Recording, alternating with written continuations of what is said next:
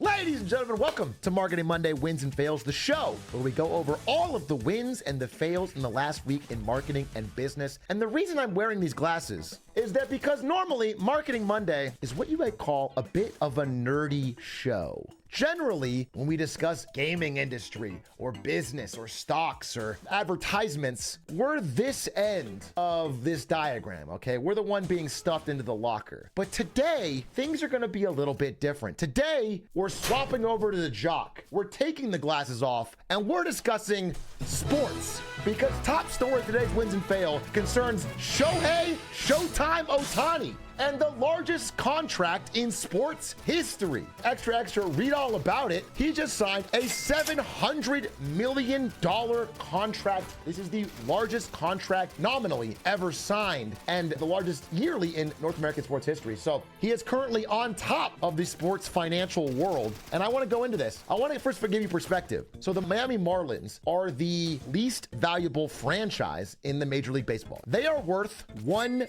billion. That means Shohei Ohtani, a single player, just got a contract that is worth 70% of one of his rival teams.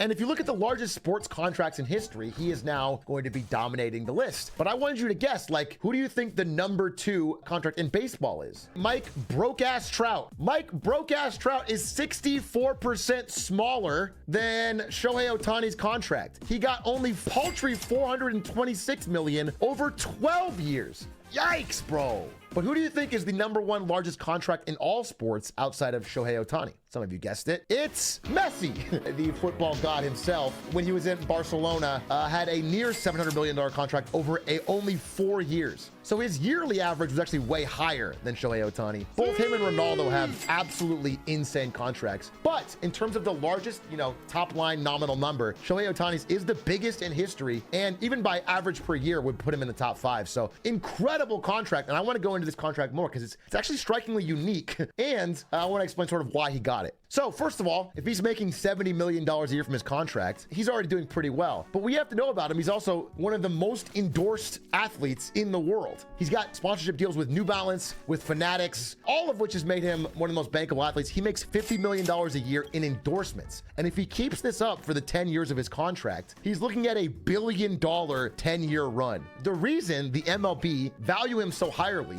is not only because he's an excellent all-time player who can both pitch and hit, but because he brings in a massive, rabid Japanese audience to the point where the stadiums between 2 American teams set in America will sell all Japanese ads because of how many Japanese players watch this. Now, one thing that's interesting about his contract, though, that I don't think most people are talking about. You'd imagine a $700 million contract over 10 years. It would go like this. Year 1, $70 million. Year 2, $70 million. And so on until the 10 years have passed. But Shohei Ohtani is doing it a little bit differently. He has decided to defer $68 million a year in a very unusual arrangement.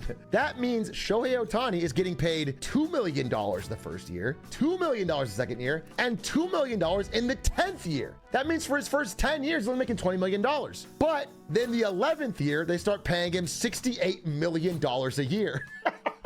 So for the 11th year, after he's already retired from baseball, he's making $68 million per year for the next 10 years. So he doesn't receive the full value of his contract until 2043. Now, the main reasons they give are the following. Basically, it was Ohtani's idea, and he wanted to give the team he was on, the Dodgers, more freedom to spend. If they're only spending $2 million a year, they have a lower salary cap, they have a lower luxury tax, and they can build the ultimate all-star team around him so he can win more championships. Now, that being said, sports also has agents. And agents, they're thinking about how to maximize the revenue for their player. And there is, a unique advantage to Shohei Ohtani here, which is he has to spend this 10 years playing in California, which has notoriously high taxes. If for some reason, after 10 years of playing, he is done and wants to then either renounce his citizenship in America and go to Japan or move to Florida or Texas, then he could take in that $68 million every year with no income tax. Both both as a benefit to his team and as a benefit to his personal tax mission, this is a very uniquely structured deal. Now, that being said, I think he may have made a mistake because by 2043, I think we're all pretty sure the world's going to end. So he's going to miss out on a lot of years of good money. But what's extra impressive to me looking into this is that, you know, he is an amazing player, but he is currently just getting out of Tommy John surgery for like the second time, and he's not even going to be able to pitch until 2025. And that's like generous. I mean, there's no guarantee it won't flare up again or have consider problems. So what's crazy is that the reason they're giving him the absolute insane amounts of money is because he's just the most like nice, bankable star the MLB's had in fucking generations. He brings in so much revenue from viewers, they don't even really care if they win. On the flip side, I want to talk about a sports team that's not making as good investments with their money, and that is, of course, the Jacksonville Jaguars. They had a very unique story come out in the world of sports recently, which basically revolves around this guy, their financial advisor, Amit Patel. Well, it turns out Amit Patel, well, he was the only one allowed to approve charges to the team's credit card. So all of the credit card charges for the team would go through him and he would approve them. Well, it turns out that is a uniquely powerful position. And if nobody else is checking or looking, there's certain things you could do with this that would be pretty beneficial to yourself and not so good for the team. He did these things.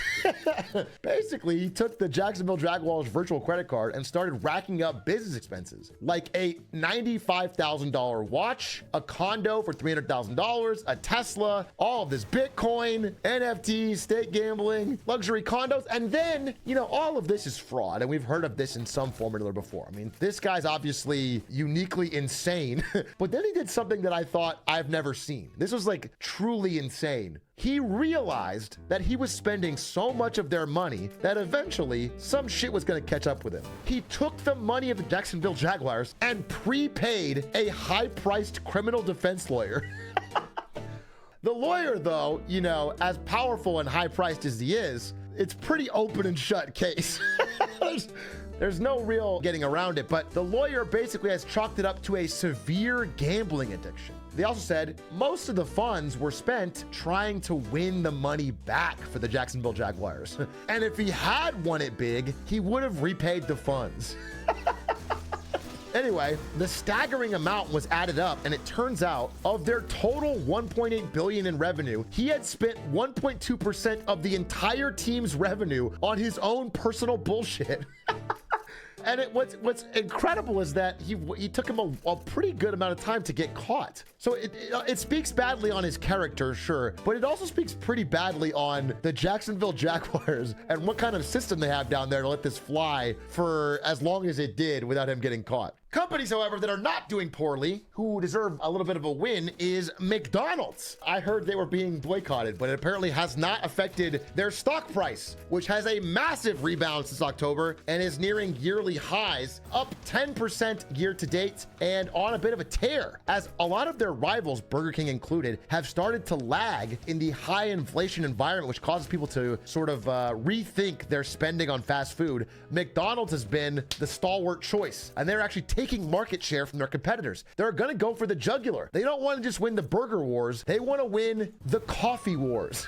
So they've introduced Cosmix, which is, again, I think kind of an ugly logo and odd name, but the idea is Cosmix, which is a competitor to Starbucks and Dunkin' Donuts. Basically the first brand expansion separate store that McDonald's, I think, has done in their history, perhaps? Finally unveiled after a McFlurry of mystery, complete with a supersized Rager in its parking lot.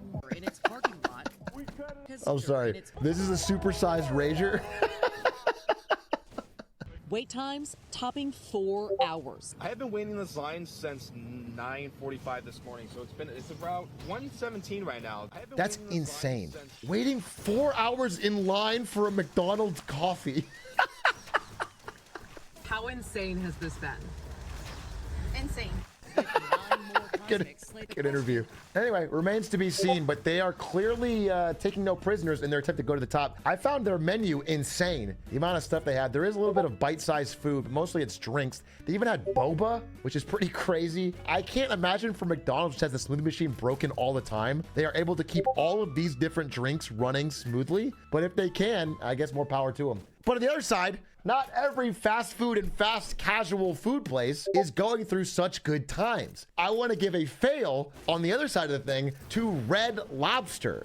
Red Lobster recently had a bit of an issue. See, Red Lobster has a yearly tradition for ultimate endless shrimp. So this year they said, fuck it, we're not gonna just do it only on one Monday of the year. We're gonna make it happen this year every day. Well, it turns out when people like this show up, I absolutely love shrimp, so I'm gonna eat a lot of shrimp in this video. All right, you can't even see them all on camera here. We got orders 30 and 31. Gotta admit, that was pretty good. when people like this show up, it's a bit of a financial problem. It turns out that getting unlimited all-you-can-eat shrimp for $22 starts to eat into their margins when you eat as much as this. And Americans went nuts for it. Again, Luke Foods did a review. Now these are the new crispy dragon shrimp. This is so good. It's very crunchy and crispy, and it tastes like orange chicken. I give this a 9. So if it's getting a 9 from Luke Foods, Americans are gonna flock there in droves. And they did. So Red Lobster ended up losing $11 million and having a negative quarterly profit, largely because of this all-you-can-eat shrimp deal. And I don't think they're going to be bringing it back in the same way for next year. Other businesses that are thriving financially, but for not so great reasons, the service Cameo. And I have 2 stories about Cameo that I want to discuss with you. First off, Russia has decided rather than use AI to try and make fakes of politicians and like that, all they're going to do is use Cameo. Because it looks more realistic and then get them to say whatever they want. So Russia has been taking prominent US celebrities, getting them to say different things across like 3 or 4 cameos, and then cutting them together to making it say exactly what they want them to say. For example, they wanted to discredit Vladimir Zelensky, president of the Ukraine. So they got all of these people to talk about their friend Vlad, who was going through, detox. And to get help from your drug addiction. Then they took those videos, edited them together, and then added Instagram overlays like they were actual stories. And then they put all this out on Russian social media to try and convince people that American celebrities all wanted Zelensky to go to rehab. The other hilarious Cameo story, which I guess I have to give a win, is for Representative George Santos, who was charged with conspiracy, wire fraud, false statements, falsification of records, identity theft, and credit card fraud, and was removed from the House of Representatives. But the second he got removed, rather than be, I don't know, ashamed, he just jumped on Cameo and made more in 48 hours than he did his entire time in Congress. He basically just started dropping cameos left and right for $500 a pop.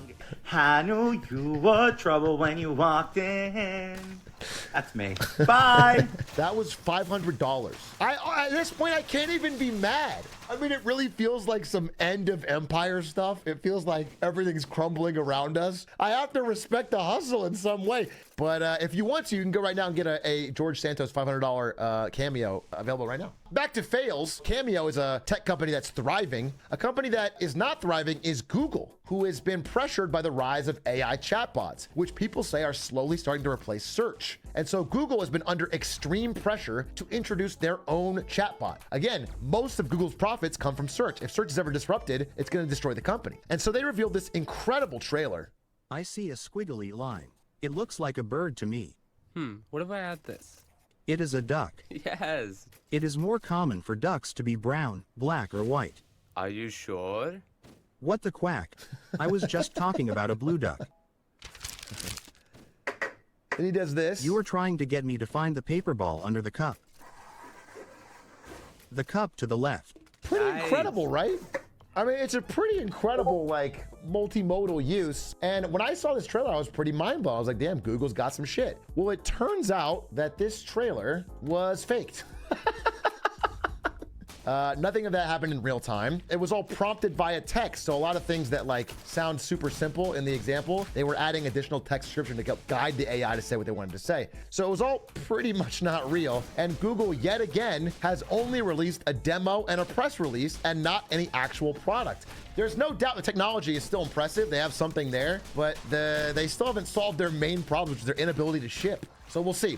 now I want to head over to Texas and give a win to a business I didn't know existed called Buc-ee's. Buc-ee's is apparently a large convenience store / gas station operating mostly all around Texas. That is the largest selection, and they're just really clean. Truckers like them because they have clean bathrooms and a lot of good options over food. They're good, right? And they go through a ton of traffic. And so this was posted by Buc-ee's, and it showed some of the salaries they're offering. $18 an hour for a cashier, $20 for restroom crew, etc. And they're full-time. Then you get down here and you start to see assistant general manager, $100K. Car wash manager, $125K, which is pretty good for managing a Buc-ee's. And so someone looked at it and noticed in a fail to Europe at $125,000, the car wash manager at a gas station in rural Texas makes more than most doctors in Europe.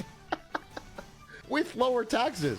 Now, you still have to live in Texas. You still have to live in America, you still have to live in Texas. That was pretty incredible to me, which led to this, Buc-ee's themselves jumping on social media and saying another L for Europe. Which is like the best marketing thing they can do because they're only marketing to Texans. So this is a perfect marketing win for them.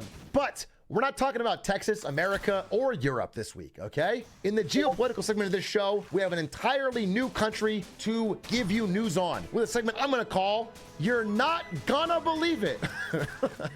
Because we're going to Ghana as they have an incredibly interesting win for the New Force Party, which are running for the upcoming elections in Ghana with a masked candidate. They have put up billboards all over the country, hashtag the New Force. By the way, they haven't even revealed their policies. This is their press release. No policies have been unveiled and no specific person has been unveiled. So you don't know who it is and you don't know what they stand for, and yet they're an incredibly popular party right now among young people in Ghana because people are so unhappy with the current parties that this faceless mystery box of a candidate is gaining traction. It's a total fuck it gotcha mechanic of a presidency. That being said, Semaphore, which did the reporting for this, did some digging, and it seems to be the likely person who is behind this mask and who has the funds to run this campaign is this guy. But he goes by the nickname Cheddar. He is a Ghana citizen who was sent to the UK for school when he was young and has a history of wearing cool masks. It seems like Cheddar might be our guy. Now, he's iced out, obviously looking pretty fresh. He made his money at 21 years old when he was living in England by selling fake Versace, came back, invested in real estate in Ghana, and has become like a multimillionaire developer in Ghana, is likely to be the man behind this mask. But the problem is, no matter who wins in Ghana, they're not gonna make it.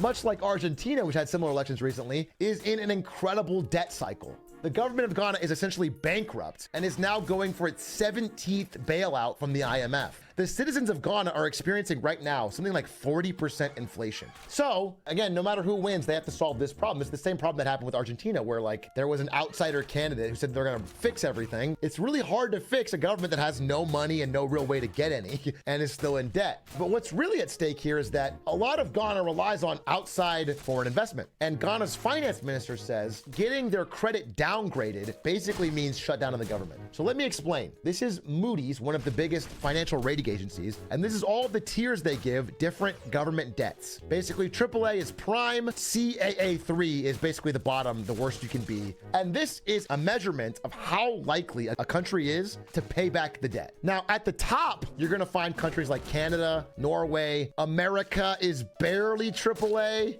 Once you get below A1, you're starting to get into really higher risk territory that a lot of financial institutions, pension funds, and like that won't invest in. So Ghana is here, and basically nobody in the world other than the IMF will loan them money because their government has basically proven they won't pay it back. We'll figure out what happens with that after the election. What we're actually looking at now is this. Our friend China in a segment we call What's Up Beijing? 我在北京。 What is up, Beijing? And so we are here. And why does China's A1 rating matter? Well, it matters because as they're in the middle of a rising debt crisis, Moody's has announced that they are cutting the view of the country's finances to negative, basically meaning, hey, you're still A1, but you're about to get downgraded. That's a pretty big deal. Every rating point you get downgraded is a big decrease in the amount of foreign direct investment and people willing to buy your country's debt. So Moody's basically said that growth is looking shaky in China. Property values are declining. I mean, China's government is going to need to bail out their local governments, which is going to cause them to print a bunch of money. And they're worried. They're worried about being able to pay back. So they're negative outlook. But what was funny is because China doesn't take things like this lightly, the second Moody's knew they were going to downgrade it, they said, hey, don't come to school tomorrow.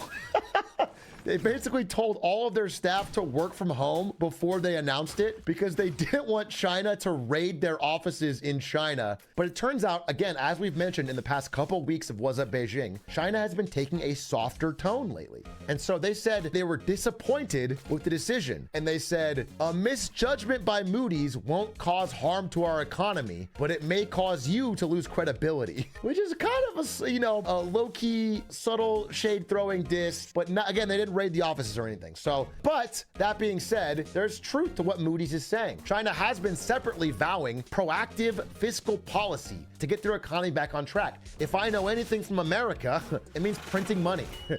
Trying to find a way to get that bubble reinflated. And they are there now. They are in a real estate declining debt bubble, kind of like 2007 in America. And so we'll see how they handle this, but there's a real chance that this is going to cause some problems. Separately, last week we talked about how China's been offering visa-free entry to a lot of European and Asian countries. Stefik, our Marketing Monday researcher, found a report that's saying Chinese tourism is down to 6% of what it was in 2019. There is so drastically fewer tourists in China than there ever was. So they're desperately trying to get people to come back and see the country. So they offered this, and Italy said, LOL, no.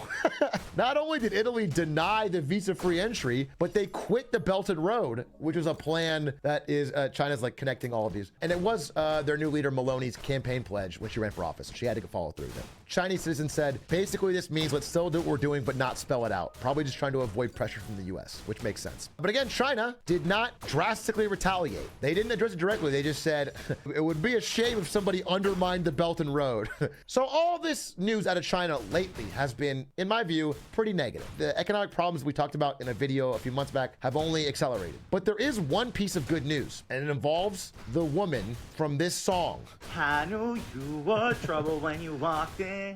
George Santos isn't the only Swiftie in the world. It turns out there's a lot of Swifties in China. And as we know from previous Marketing Mondays, the Federal Reserve themselves said that Taylor Swift has boosted the economy in all the places her Eras tour has gone to. Well, finally, it's happening in China. Taylor Swift, the Eras tour, is on its way to Chinese movie theaters, and China is the largest movie-going population in the world. And it's largely fueled lately by women. Women are fueling the box office in China. And so there's a real chance this is a massive success. But what's unique about this is it ties into our previous thing. Generally, a movie like this, especially from someone like Taylor Swift, who is very pro-feminism, pro-LGBTQ, things that the Chinese Communist Party don't generally support, they're allowing it because this is the first test of a movie under a new branch distribution system where not every single film in China has to be screened and distributed by the state. They're going to let the private sector handle deciding what movies to release. Again, this is a pretty big deal, pretty big opening in China. They have never done this before in allowing a movie to be done through the private sector without being screened and reviewed. If this goes well and goes smoothly and makes a bunch of money and everyone's happy, it could lead to more foreign content being allowed to be distributed in China. Because right now, only like a dozen or 24 Hollywood films get released in China every year, and the rest get canceled because of screening. So it's pretty crazy. And we'll follow up on it in other Marketing Mondays. That is the end of our show. Thank you for watching. Tune in every week for another Wins and Fails. Check it.